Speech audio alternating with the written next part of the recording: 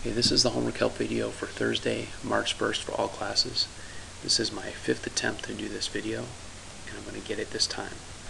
Now, the homework is 12-10 skills practice, volume of cylinders, and look at number 1 on your homework before you get started. It shows you how to write down the formulas, and make sure you always write down your formulas if you want full credit on the homework or on the test.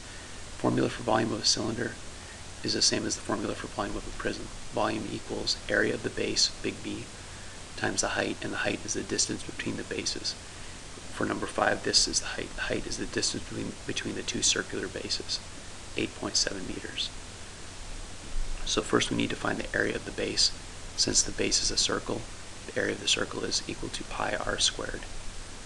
So the area of the base is 3.14, and we don't have the radius, we have the diameter. So in order to find the radius equals 1/2 the diameter, so we take the diameter and divide by 2. 5.3 divided by 2. There are 2 2's and 5. 2 times 2 is 4. Subtract, we get 1. I should have lined a decimal up in my quotient right here. And then bring down the 3. There are 6 2's and 13. 6 times 2 is 12. Subtract, we get 1. And since I already have a decimal, 5.3 is the same as 5.30. I haven't changed the value. I just added a 0, so bring that 0 down, and there are 5 2's and 10. 5 times 2 is 10. So the radius is equal to 2.65 meters, and that's the number we'll be squaring. By PEMDAS, we have to do the exponent first before the multiplication, so we have to do 2.65 squared, which is 2.65 times 2.65. When we multiply decimals, we ignore the decimals, so it's like we're multiplying 265 times 265.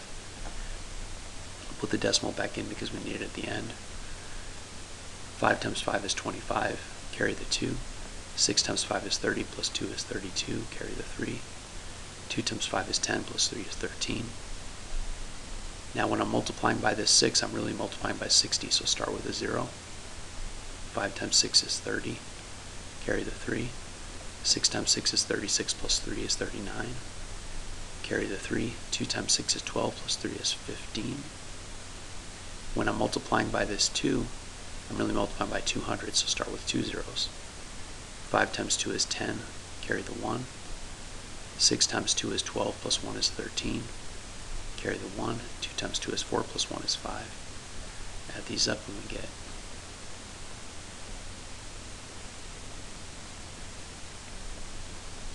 70,225. But don't forget our decimal places. We have 2 decimal places in this factor because there are 2 digits after the decimal. 2 decimal places in this factor, so we should have 2 plus 2 or 4 decimal places in our product. So 7.0225. Now, when it says round to the nearest tenth, I think it's referring to our final answer. But in a problem like this, where you have so many decimals, I think I'm going to round as I go. So I'm just going to call that 7. Well, let's draw our PG5 movie theater around the 10th place. This kid on the outside, is he old enough to get in? No, he's not 5 or older, so we get rid of all these people. And we'll just use 7.0, which is just 7. So the area of the base equals 3.14 times 7. And then we would multiply, ignoring the decimal again, 314 times 7. And I'm trying to decide if, well, yeah, okay, 4 times 7 is 28, carry the 2. 1 times 7 is 7, plus 2 is 9. 3 times 7 is 21. We have 2 decimal places here, none here, so we should have 2 in our product. 21.98.